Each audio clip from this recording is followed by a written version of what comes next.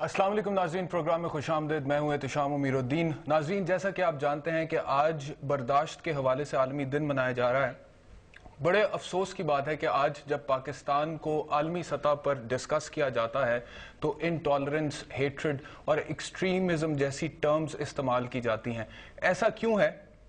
हमारा मुआशरा जो कि प्राइमरीली इस्लामी मुआशरा है, अदम बर्दाश्त का शिकार क्यों हो गया है? इसके ऊपर बात करेंगे आज के प्रोग्राम में। इस मुआशरे में मजहबी इंतहा पसंदी है, समाजी इंतहा पसंदी है, कौमियत की बुनियादों पर भी इंतहा पसंदी जो है वो इख्तियार की जाती है। इस हवाले से डिस्कशन करेंगे। तारुफ कराता चलूँ अपने मेहमान का। हमारे साथ स्टूडियो में मौजूद है मजहबी स्कॉलर मौलाना इब्तिसाम इलाही ज़हीर। प्रोग्राम में खुशामदीद। साथ ही साथ नाज़रीन, मैं आपको बताता चलूं कि आज के प्रोग्राम में हम आपकी लाइव कॉल्स लेंगे। स्क्रीन पर आप नंबर देख सकते हैं। आप अपने ख्यालात हमें बता सकते हैं इस टॉपिक के हवाले से आज के प्रोग्राम में, और मौलाना साहब से कोई सवाल पूछना चाहें तो वो भी पूछ सकते हैं। मौलाना, सबसे पहले मैं आपसे पूछूंगा कि हमारे मुल्क में 97% पॉपुलेशन जो है वो मुसलमानों की है, जिनका मजहब इस्लाम है, जो दुनिया का सबसे ज्यादा पीसफुल रिलीजन है, सबसे ज्यादा पीसफुल मजहब है। उसके बावजूद इतनी अदम बर्दाश्त, इतनी इंतहा पसंदी कैसे होगी? देखिए जी, मैं थोड़ी सी बात जो है ना आपसे ही पिक करके फिर उसके रीजन को भी इंडिकेट करूंगा कि इस्लाम के बुनियादी तौर पर दो मादे हैं। एक मादा सबमिशन का है और दूसरा मादा जो पीस का है। जो पीस का मादा उसमें तो हजरत रसूलुल्लाह सल्लल्लाहु अलैहि वसल्लम का वादा इरशाद है, कल मुस्लिम मन सालिमुल मुस्लिमून बिल लिसानिही व यदिही, कि मुसलमान असल में वो है जिसके हाथ और जुबान से दूसरे मुसलमान महफूज रहे हैं। और एक और मुकाम पर हजरत रसूलुल्लाह इरशाद फरमाते हैं कि मुसलमान को गाली देना फिसक है और उसको कत्ल करना कुफर है। अल्लाह तबारक व तआला कलाम हमीद में ऐलान फरमाते हैं कि अन्नहु मन कतल नफ्सन बिगैर नफ्सिन व फसादिन फिल अर्ज़ फकअन्नमा कतल अन्नास जमीआ, जिसने एक इंसान को बगैर बदले के या फसाद फैलाने के बगैर मारा, उसने एक को नहीं मारा, उसने पूरी इंसानियत को मारा। मौलाना, इसके ऊपर तो कोई बहस ही नहीं है ना कि हमारा मजहब बहुत पीसफुल है। कुरान की अगर हम बात करें तो एक नहीं कई आयात ऐसी हैं जिसके ऊपर हमें ये बाकायदा तौर पर तलकीन की गई है कि आप पीसफुल रहें, अमन पसंद रहें।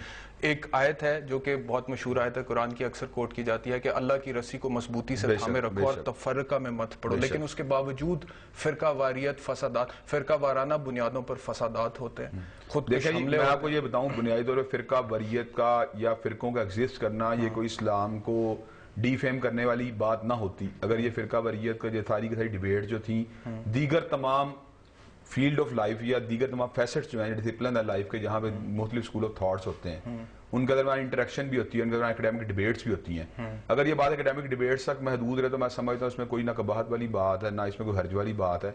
इसलिए एक डॉगमा जो जिसको मैंने अंडरस्टैंड किया अपनी रिसर्च के साथ, या एक थियोलॉजी जो मुझे समझ अपनी रिसर्च के साथ, अगर दूसरा बंदा उसको किसी और तरह कंप्रीहेंड कर रहा है, हम दोनों आपस में कम्युनिकेट करते हैं, वो अपने दलाइल पेश करते हैं, अपने दलाइल पेश करता हूं, मैं समझता हूं कोई कबाहत वाली बात नहीं थी। आप इस बात से मुत्तफिक हैं कि इस वक्त अगर हम अपने मुआशरे को देखें तो मजहबी इंतहा पसंदी अपने अरूज पर है? पिछले 64 सालों में हमने इस तरह की मजहबी इंतहा पसंदी, मैं समझता हूं कि इसमें आप समझते हैं कि अगर अरूज पर है जैसा कि आप मान रहे हैं, हमारे उलमा का भी कोई रोल है इसके अंदर? मैं समझता हूं कि इसके अंदर मजमूई तौर पर मुआशरे के अंदर फ्रस्ट्रेशन का भी एक रोल है और मुआशरे इग्नोरेंस का भी एक रोल है।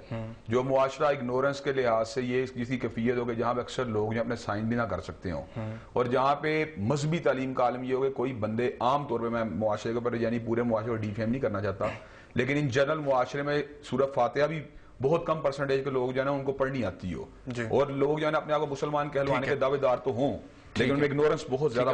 एक कॉल आ गई है, हम बात करते हैं। जी अस्सलाम वालेकुम। जी अस्सलाम वालेकुम, कौन बात कर रहे हैं, कहां से? वालेकुम सलाम, सलाउद्दीन जमाली बोल रहा हूँ कराची से। जी, क्या कहना चाहेंगे? मैं मौलाना साहब से ये पूछना चाह रहा था कि जो सलमान तासीर का कत्ल हुआ है जी, उसके ऊपर जो है ना तमाम जो कुछ मौलाना साहिबान हैं, उन्होंने जो है ना उसको सपोर्ट किया है। हालांकि वो एक कातिल इंसान है, उसको सजा जो है ना उसने कत्ल किया है। एक इंसान का कत्ल इंसानियत के कत्ल के बराबर है, और उसने उस केस में उसको कत्ल किया है जिसकी अदालत या किसी ने जस्टिफिकेशन कोई नहीं थी। तो वो किस बुनियाद पर अच्छा हुआ जिसको सपोर्ट किया गया, जिसके लिए रैलियां निकाली गई, वही लोग जो इस्लाम के जो है ना।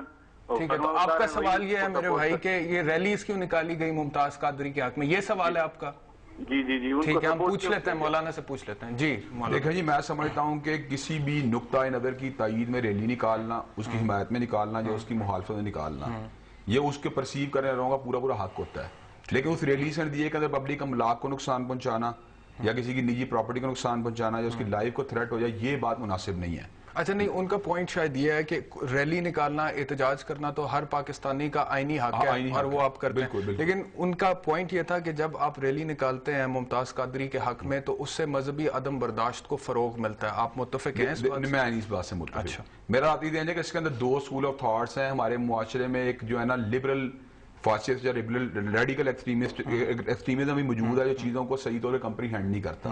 میں سمجھتا ہوں یہ کیس انتہائی یونیک قسم کا کیس ہے جس کے اندر سلمان تاثیر صاحب نے باقاعدہ طور پہ جوڈیشل پروسیجر کو بائی پاس کرنے کی کوشش کی تھی. اچھا ایک سوال کا جواب دے دیں اسی حوالے سے، کیونکہ اب سلمان تاثیر صاحب کے کیس کے حوالے سے گفتگو چل پڑی ہے کہ جو اقدام اٹھایا گیا ممتاز قادری کی جانب سے، آپ اس کو سپورٹ کرتے ہیں یا پھر آپ یہ کہتے ہیں کہ کیونکہ یہ ملک ہے، اس کے اندر قانون ہے، اس کے اندر عدالتیں ہیں اور سلمان تاثیر نے اگر کوئی غلط فیل کیا تھا تو اس کے مطابق قانونی طور پر ان کو ٹرائی کرنا چاہیے تھا اور پھر سزا ملنی چاہیے تھی؟ اس کے اوپر بھی ویسے ڈیبیٹ ہے. ہاں بالکل ڈیبیٹ ہے، لیکن میرا سوال یہ ہے کہ کیا ڈیو پروسیس آف لا کو ہمیں چھوڑنا چاہیے اور قانون اپنے ہاتھ میں لینا چاہیے؟ دیکھیں یہ کہ تو قانون آپ کو پورے کے پورے حقوق دے رہا ہو اور آپ کے تمام ایموشنل لیول کے اوپر بھی اور آپ کے نجی لیول کے اوپر تمام کے تمام حقوق کو پورا کر رہا ہو، پھر تو میں سمجھتا ہوں قانون کو بائی پاس کرنے کی نہ کسی کو حق ہوتا ہے نہ ہونا چاہیے. لیکن اگر یہ بات آپ یہ سمجھتے ہیں کہ قانون اس وقت حق نہیں دے رہا؟ نہیں دیتا. یہ تو پھر جتنے قتل کے ویسے بھی کیسز ہوتے ہیں، غلط بات ہے. میں ان کو جسٹیفائی نہیں کر رہا. میں یہ کہہ رہا ہوں کہ ہر کیس میں لوگ اب قانون کو اپنے ہاتھ میں لینا شروع کر دیں. یہ بالکل نہیں لینا چاہیے. میں یہ بات ریکمینڈ کر ہی رہا، لیکن میں کہتا ہوں کہ ایموشنل لیول کے اوپر جب اس طرح کے معاملات ہوتے ہیں تو ان کے پس منظر کو بھی دیکھنا چاہیے، ان کو کنٹیکٹ سے ڈیٹیچ کر کے دیکھنا جو ہے نا، یہ کوئی اتنی میں سمجھتا ہوں ہیلدی ایکسرسائز نہیں ہے. ٹھیک ہے. اچھا اب مجھے یہ بتائیں مولانا کہ مذہبی انتہا پسندی کے حوالے سے ہم بات کریں، ویسے تو کئی اس کی کیٹیگریز ہیں انتہا پسندی کی، سماجی سطح پہ بھی ہے، اس کی سوشل انجسٹس جیسے ہم کہتے ہیں، سماجی ناانصافی. کوئی شخص ہے اس کے ساتھ زیادتی ہو جاتی ہے، تھانے میں اسے پتا کہ مجھے انصاف نہیں ملے گا تو وہ فرسٹریٹ ہو جاتا ہے اور وہ کہتا ہے کہ اب میں خود انصاف حاصل کروں گا. اسٹریٹ جسٹس ہم نے دیکھا، ثانیہ سیالکوٹ، سرفراز شاہ رینجرز کے ہاتھوں ایک نوجوان مارا گیا، اس حوالے سے بھی ہم ڈسکشن کریں گے. لیکن کیونکہ اب مذہبی حوالے سے ہم نے پہلے بات کی ہے، ایک نقطہ یہ اکثر کوٹ کیا جاتا ہے کہ ہمارے نصاب میں ہمارے بچوں کو، خاص طور پہ وہ جو کہ مدرسوں میں پڑھ رہے ہیں، ان کو اس طرح کا کانٹینٹ پڑھایا جاتا ہے کہ وہ ان کے اندر مذہبی انتہا پسندی کو فروغ دیتا ہے اور وہ عدم برداشت کی طرف چلے جاتے ہیں. میں یہ سمجھتا ہوں کہ اس کا بہت زیادہ تعلق انسان کے اپنے براٹ اپ کے ساتھ ہوتا ہے اور اس کی یعنی کہ جو پس منظر جس میں پلتا ہے، جو ماحول میسر آتا ہے اس کے ساتھ ہوتا ہے. جی کوئی بھی ایسا انسٹیٹیوشن جس کے اندر ہیلدی ماحول موجود ہو اور وہاں پہ قرآن و سنت کی تعلیم دی جاتی ہو، میں سمجھتا ہوں اس میں اس طرح کا ماحول یا اس طرح کی جو ہے نا براٹ اپ ہونے کے امکانات نہیں ہوتے کہ جس سے معاشرے کو کوئی تھریٹ ہو یا معاشرے کسی قسم کا کوئی خطرہ لاحق ہونے کے امکانات ہوں. بلکہ میں نے اس بات کو آبزرو کیا، آپ نے بھی یقین آبزرو کیا ہوگا کہ وہ لوگ جو پہلے اتنے پریکٹسنگ نہیں تھے، جب وہ پریکٹسنگ ہو جاتے ہیں تو وہ لوگوں کے لیے وائلنٹ نہیں رہتے انجن. ٹھیک ہے. نواب شاہ سے بھی ایک کال آ گیا ہمیں. جی کون صاحب بات کر رہے ہیں نواب شاہ سے؟ سر مظہر حسین جٹ بول رہا ہوں. جی مظہر صاحب کیا کہیں گے؟ سوال پوچھیے اپنا. سر مولانا احتسام صاحب بیٹھے ہوئے ہیں. جی جی سر میں ان سے پوچھوں گا کہ آج کل ہمارے جو بھائی مسجدوں میں نماز پڑھتے ہیں، جی جی تو کئی تقریباً ایسے بندے ہیں جو امام سورۃ فاتحہ پڑھتا ہے اور پیچھے جو چپ کر کے وہ کھڑے رہتے ہیں، تو ہماری نماز ہوتی ہے یا نہیں ہوتی؟ پچھلی جو جماعت ہے وہ چپ کر کے سنتے ہیں، ان کو سورۃ فاتحہ پڑھتے نہیں ہیں. اچھا ویسے ہمارا موضوع کچھ اور ہے، آپ موضوع کے حوالے سے اگر سوال پوچھ لیں تو بہت اچھا ہو جائے گا. ہاں سر موضوع کیا چل رہا ہے؟ موضوع ہمارا عدم برداشت کے حوالے سے، مذہبی انتہا پسندی کے حوالے سے، عالمی دن منایا جا رہا ہے برداشت کے حوالے سے، اس حوالے سے بات کر رہے ہیں. اچھا اچھا مذہبی حوالے سے. چلیں یہ مولانا جو ہے نا ان کا نمبر آپ کو دے دیں گے، آپ ان سے ذاتی طور پر اس مسئلے کے حوالے سے مشورہ لے لیجئے گا. ابھی ہم موضوع پہ سٹک رہتے ہیں. آپ کچھ کہہ رہے تھے، میں نے جب آپ سے میں یہ کہہ رہا تھا کہ ہیلدی ماحول میں جو لوگوں کا براٹ اپ ہوتا ہے ان سے اس طرح کی ایکٹیویٹیز کا یا صدور ہونے کے امکانات نہیں ہوتے.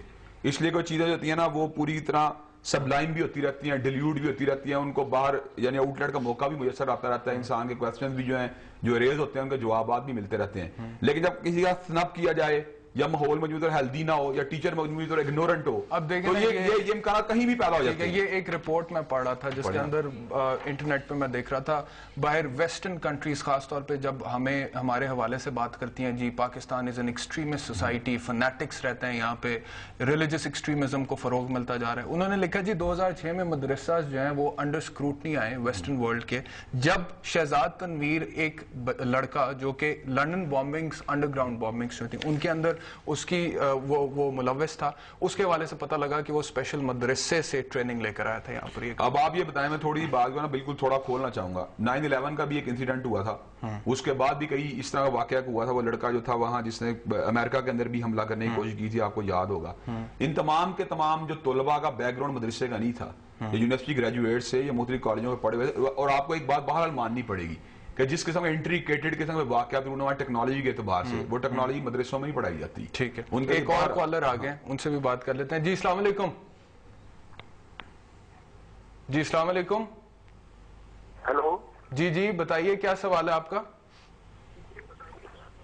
सर, मैं अमजद बोल रहा हूँ सियालकोट से। जी जी जनाब, मेरा ये सवाल है कि ये मुआशरे में जो अदम बर्दाश्त है, क्या इसकी वजह ये तो नहीं कि कहीं पे हमारे हुक्मरानों ने हमसे रोटी और कपड़ा छीन लिया है और हम इस तरह पिछे हुए हैं कि इसकी वजह से कहीं तो हम अपने आपे से बाहर तो नहीं हो रहे? अगर इसकी वजह यही है कि मुआशरे में हमसे रोटी इन हुक्मरानों ने छीनी है, तो क्या अगर हम आपस में लड़ाई झगड़ा अदम बर्दाश्त करते हैं तो क्या इसकी ये वजह तो नहीं, हुक्मरान इसके जिम्मेदार तो नहीं? ठीक है, सोशल ठीक है, हमने बात की इस हवाले से और आगे मजीद तफसील से इसके ऊपर भी बात कर लेंगे। लेकिन मैं जाती तौर पे समझता हूँ कि इस वक्त सबसे ज्यादा हमारे ऊपर जो तनकीद हो रही है बैन अल-अक़वामी सतह पे, वो मजहबी इंतहा पसंदी के हवाले से होती है। और हमारा इमेज जो प्रमोट किया जाता है इंटरनेशनली, उसमें यही कहा जाता है कि यहाँ पर रिलीजियस एक्सट्रीमिस्ट रहते हैं, ऐसे लोग रहते हैं जो मजहब के नाम पर दहशत गर्दी करते हैं। तो मैं चाह रहा हूँ कि हम इस टॉपिक को आज एड्रेस करें मौलाना के साथ, लेकिन इस पर भी बात कर लेंगे। एक ब्रेक लेंगे, ब्रेक के बाद आपके सवाल पर मौलाना का कमेंट ले लेंगे। सी यू आफ्टर दिस ब्रेक।